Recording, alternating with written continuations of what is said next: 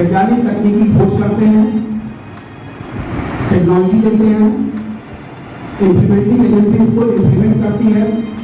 लेकिन जब इस तरह की समस्या हो तो वहां पर राष्ट्रीय मिशन के रूप में जन जन की आप अपने क्षेत्र में जो है वो जरूर छुड़वाएंगे, उम्मीद आपसे करते हैं। और चूंकि आप मीडिया से हैं तो जो हमारा चौथा स्तंभ है उसका बड़ा महत्वपूर्ण रोल रहता है। मैं उम्मीद करता हूँ ये आप जो है वो इसको जैसा बताया गया है वैसे इसको उपयोग करके मैं साकारी से। चकौड़े को भी आयुर्वेद में इसका बहुत महत्व है और इस चकौड़े की खूबसूरती ये है, ये जहाँ पर अगर हम इसके बीज को गर्मी में छिड़क दें, अप्रैल मई जून के महीने में बारिश आने से पहले इसको छिड़क दें, तो ये बीज की ये क्षमता होती है इस पौधे की, ये गाजर घास को उगने नहीं देता है।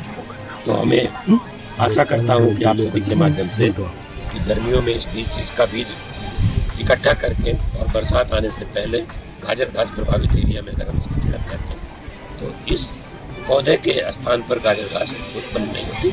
इसके अलावा गेंदा, क्योंकि गेंदा हमारे जो घर के आसपास ज़मीन है जहाँ पशुओं से उसको नुकसान ना होता हो, तो ऐसे स्थानों पर हम गेंदा का भी अगर बीज छिड़क दें तो गेंदा में भी ये ताकत होती है को अपने नीचे गाजर घास को पनपने नहीं देती और गेंदे से हमको फूल प्राप्त होता है जिससे हमको कुछ आर्थिक मदद देती है।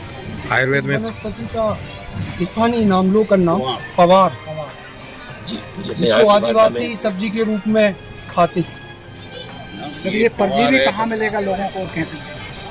ये कीट जो है चूँकि खरपतवार अनुसंधान निदेशालय जबलपुर में है, तो विशेष करके जो जुलाई और अगस्त का महीना है, जो भी इच्छुक किसान भाई या और जो भी इच्छुक व्यक्ति हैं वो हमारे निदेशालय में संपर्क करके हम 500 कीटों का एक डिब्बा तैयार करते हैं और उनको निःशुल्क ये हम उपलब्ध कराते हैं। साथ ही साथ इस कीट को कैसे छोड़ा जाए और आगे इसको कैसे बढ़ाया जाए उसके संदर्भ में उनको प्रशिक्षण भी देते हैं। उसकी पूरी तकनीक डब्बे में जो है वो थोड़ा 2-4 इसकी डंठल को काट कर 4-10 डालें और वहाँ रख के फिर आसपास जहाँ जहाँ क्षेत्र है वहाँ वो कर दें। नंबर 1।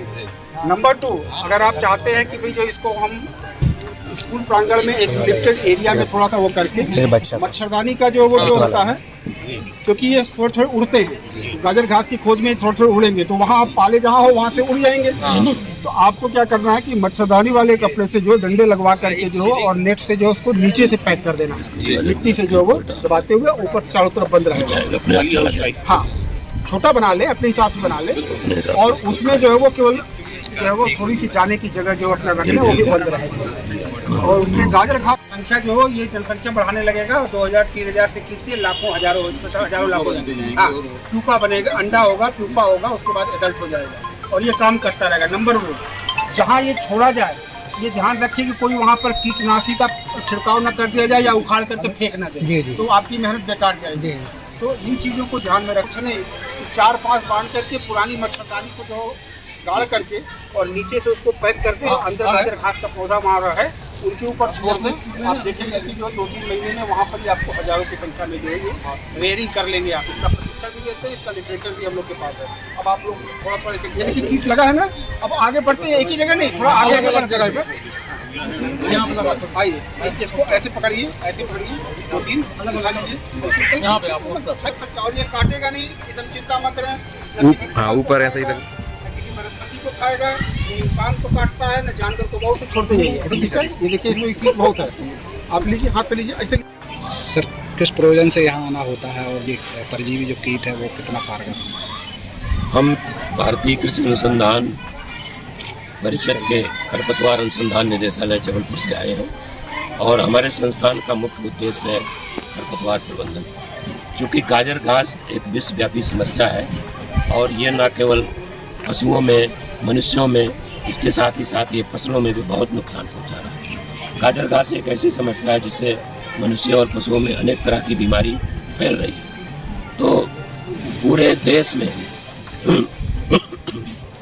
हम 16 अगस्त से 22 अगस्त तक एक जागरूकता सप्ताह का आयोजन कर रहे हैं, जिसमें हम विद्यालय के बच्चों को विशेष रूप से इस कार्यक्रम से जोड़ रहे हैं, क्योंकि बच्चे भविष्य की धरोहर हैं और बच्चों के माध्यम से इस जानकारी को हम जन जन तक पहुंचा रहे हैं कि गाजर घास कितना विषैला और कितना हानिकारक है और इसके प्रबंधन के क्या तौर तरीके हैं।